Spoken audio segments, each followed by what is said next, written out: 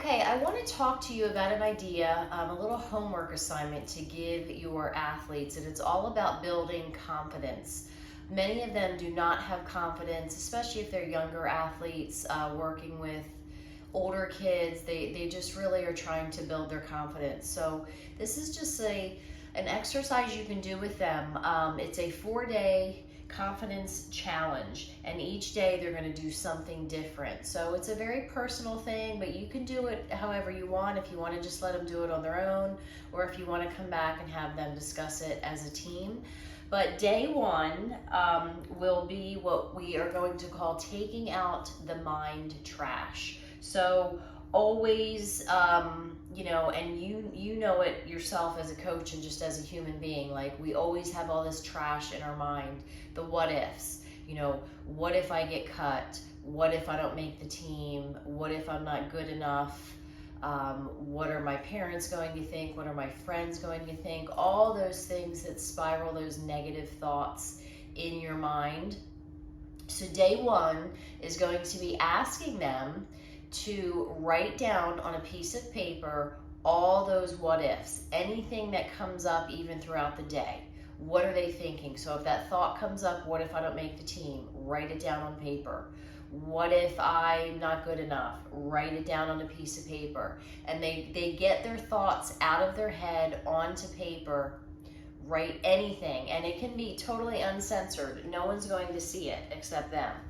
So just taking out what we call the mind trash. And paper actually shrinks fear. So we're putting all those words on paper, and then what they're going to do is either crumple it up when they've had enough, throw it in the trash. They could burn it. They could actually reflect on it if they wanted to. They can put as much thought into that process as they'd like, but really just getting the thoughts, and that's why it's such a good idea to write things down into journal, because we're putting those thoughts on paper, crumple it up, throw it in the trash.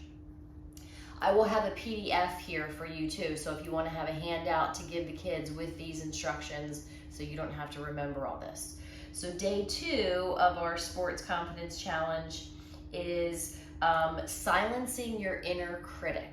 We all have that voice in our head that tells us things that, you can't do that. You're not good enough to do that. Why would somebody want you? We all have that inner voice that tries to tell us those bad things and put those thoughts in our mind.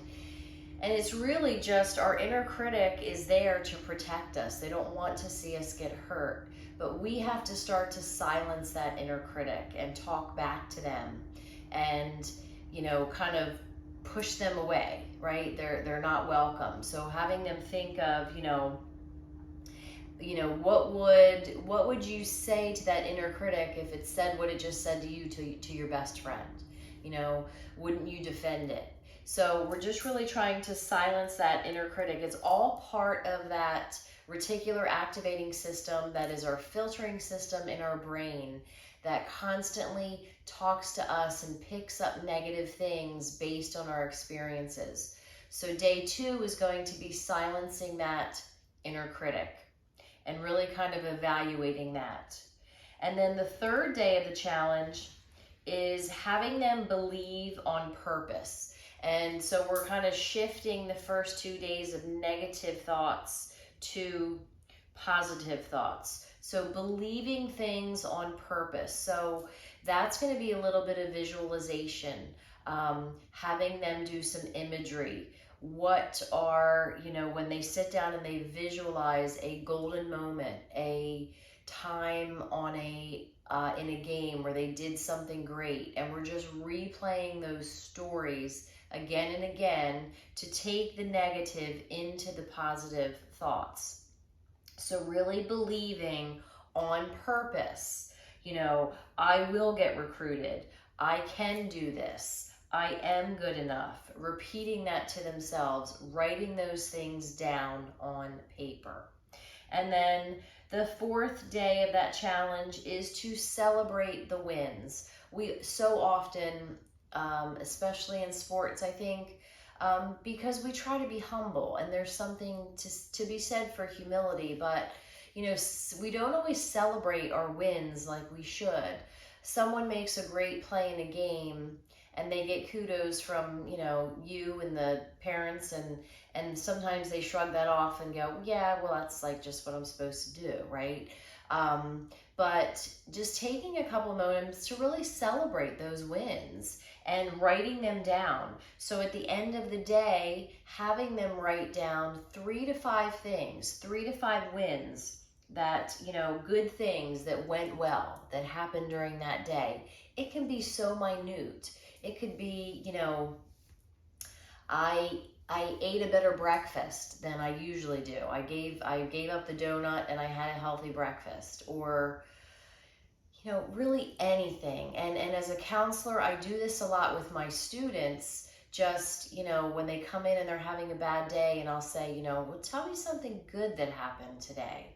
And often they're in that frame of mind that they're like, nothing, nothing good happened. Wait a minute, think about that again, right? Tell me one good thing that happened to you today.